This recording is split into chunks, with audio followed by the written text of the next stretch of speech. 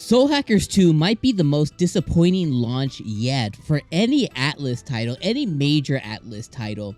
And that is really worrisome because going into Soul Hackers 2, Atlus was really touting this new franchise, although it did take the same name and moniker from an older franchise from the 90s. It was touting that Soul Hackers would be one of the main pillars of Atlus games going forward. And I think the mentality for Atlus going into the launch of Soul Hackers was that Soul Hackers would end up being in the same namestay as Persona and Shin Megami Tensei. But now that we are around, around 7 days, almost a week removed from the launch of Soul Hackers 2, we have some initial data, some initial sales data. Now, this is going to come from Famitsu, this is going to come from the Japan sales, but it's really telling around how well Soul Hackers 2 actually is selling globally and worldwide. So we're going to talk about the problems of Soul Hackers 2, what really happened leading into the launch of Soul Hackers 2, and is this actually going to end up being one of the pillars of Atlus going forward, or is this going to be a big fail or flop? What's going on, everybody? I'm Dom. I am from the Game Looters, and today we're just talking about Soul Hackers 2. So if you guys didn't know, Soul Hackers 2, I love Soul Hackers 2. This has been one of my favorite experiences this year, and although it's not Shin Megami Tensei 5 levels for me, I don't think it gets to that echelon of gaming, but it is a really, really good game. And in Atlus's library of games, I think it is another awesome title. Now, I don't think it's a pillar like Atlus was hoping, but it is a very good game. So with that being said, we're going to look at some initial sales data. I pulled some data here from our friends over at Persona Central, and we also have some data here from Game Data Library on Twitter. So let's go ahead and take a look at it here.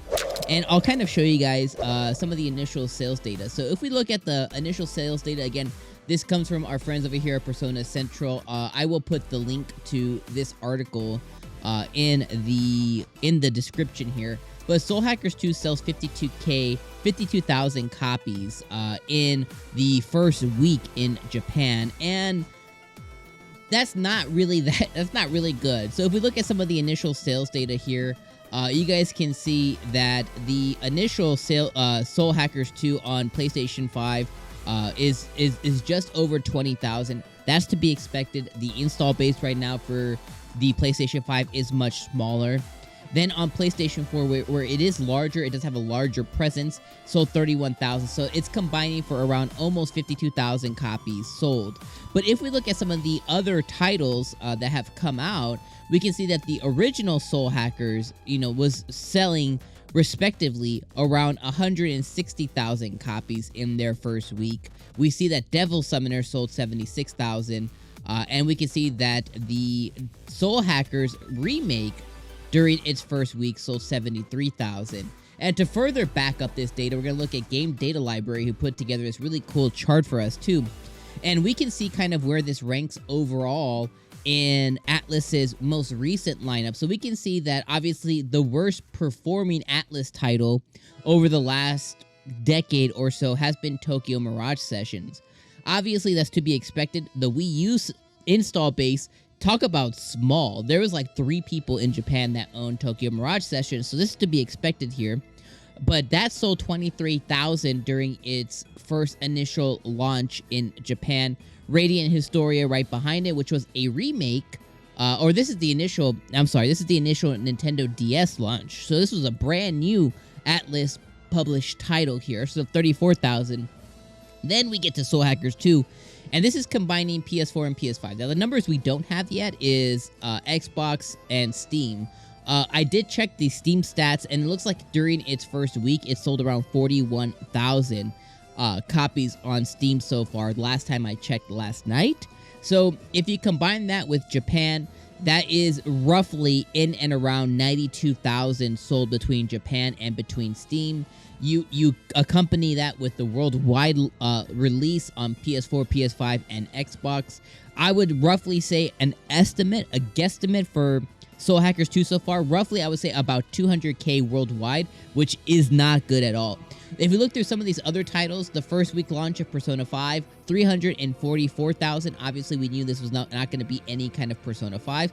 But even if we look at maybe like a smaller title like Shin Megami Tensei 4, this sold 184,000 copies during its initial launch. Even the original Soul Hackers on Sega Saturn sold 160,000 copies. And the most recent Shin Megami Tensei 5, which is the one that we can draw the most comparison with, this one sold 143,000 copies worldwide. So let's kind of talk about what the heck happened here. So the sales of Soul Hackers 2 isn't really that surprising. My real initial assessment to it is I think they were doing a really good job of promoting and really getting some ad space for Soul Hackers 2 in Japan. If you look at the Atlas Japan YouTube channel, you can see that almost every other day they were launching a new demon. They were launching some kind of new video. The constant flow of info for Japan specific was fast and frequent. They were having conferences. They were having big events, 1 or 2 hour events where they were doing gameplay. But we over here in the West, we weren't so lucky. If you look at the Atlas West YouTube channel, we got kind of bits and pieces, but we didn't get anywhere near the level of marketing that Japan got. So that's worrisome from two fronts. One, this was heavily marketed in Japan. I'm talking, train, bus stops, the different graffiti, art, ads everywhere in Japan. This sold bad. If they had that same marketing budget or strategy over here in the West, I think it would have sold a lot better. And the reason that they really needed to do it for Soul Hackers 2 is this came out so close to a huge RPG that came out right in, a little under a month before in Xenoblade Chronicles 3. So you have this huge market of people playing one of the largest JRPGs to release in 2022, 3-4 weeks before this JRPG releases. So the marketing needed to have been way better over here in the West. So that's kind of their first mistake, is not putting enough marketing into the game. And that kind of shows in their initial sales. Again, it's scary from a point of them in Japan kind of doing doo-doo numbers, because the marketing was there in Japan specifically, but worldwide, 41,000 on Steam isn't good. So I can only assume that best case scenario, they're around the same 40,000-ish on Xbox, and maybe they got 50-ish thousand, maybe 60,000 on PS4, PS5 over here, in the West and globally. That's not good numbers. So very worrisome for Soul Hackers 2. And I think, we can really drill down even further and say, okay, here we have the marketing problem that they had over here in the West, and not really pushing this out enough.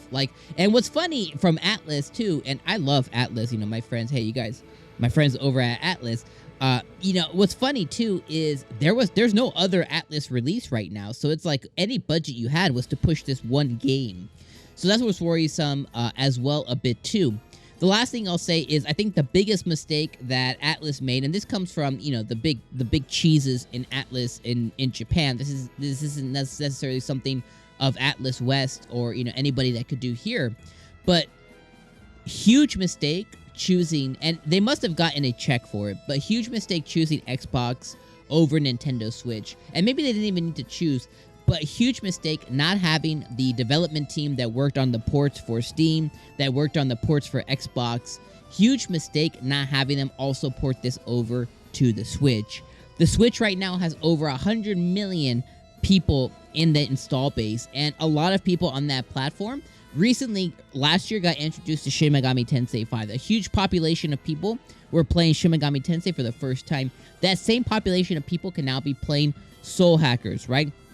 If you look at the sales for the Atlas titles on Switch, it has been doing phenomenal. And they originally made the same mistake with not publishing the Vanillaware title 13 Sentinels on Switch. They rectified that situation and it killed it at full price, $60. It killed it on the Switch. Same thing that occurred with Catherine Full Body. When it came out on PlayStation 4, they didn't port it to the Switch. Once they did, it killed it on the Switch. So Atlus has success on the Nintendo Switch. So not making a port day and date was a huge mistake that I hope that they rectify. And that's where they're going to make up a lot of their sales for Soul Hackers 2, is when that Switch port happens. The end of the day, this is built on Unity. So this can run on Switch. Unity works fantastic on Switch. If you don't know what that is, that's the game engine they decided to use. It's a very common game engine for indie developers. It's a very easy platform to use, and it works very well with the Switch. So that's what needs to happen with Soul Hackers 2. It needs to come over to the Switch.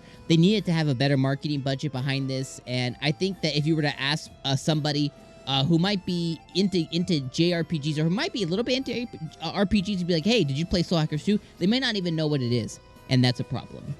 Let me know what you guys thought. Let me know what you guys think about all these numbers here. Let me know what you think about the release, and let me know in the comments, did you pick up Soul Hackers 2? And if you did, or are you still thinking about it, check out our review on screen now. That's going to tell you if you should buy Soul Hackers 2. And I also broke down the reviews of the professionals. Check that video as well. See you on the next video. Thank you guys for watching. Peace.